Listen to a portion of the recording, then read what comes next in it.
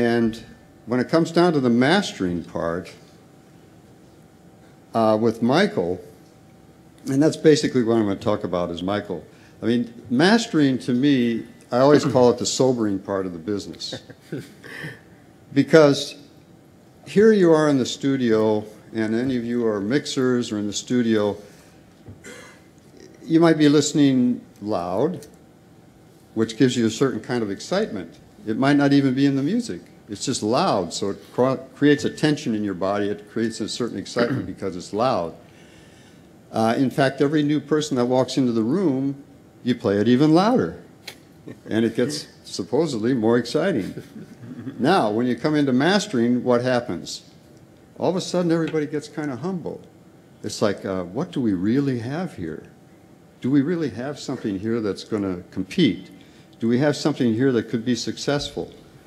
And so our experience as mastering engineers is the clients are insecure. It's like, gee, tell me that it's good.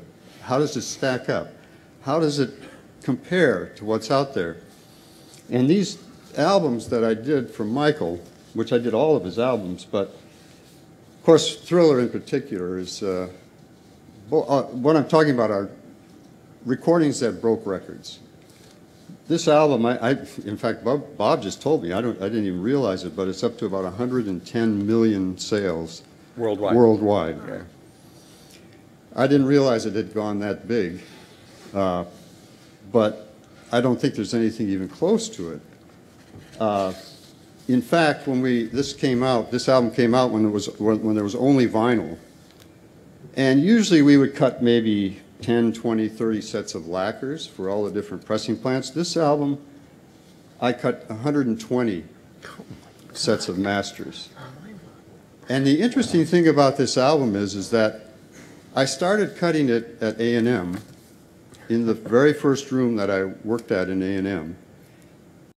So, and an interesting thing is we really pushed that album. The first mastering that album, we cut it so hot that, again, this is that competitive thing that everyone was going for. We cut it so hot that it was actually a joke, because the pressing plant, I mean, here's an album that's selling untold amounts of albums. Well, when you push an album this far and the grooves are that radical, and now that it's being played by people who aren't even buying albums anymore, or don't buy records, and they have old record players that it was skipping on a lot of record players. You know, it couldn't handle the velocity of the groove. In fact, but it was selling so well, the pressing plant said, yeah, I think I've gone gold on returns. But they were laughing about it. You know, normally they would be kind of upset with us.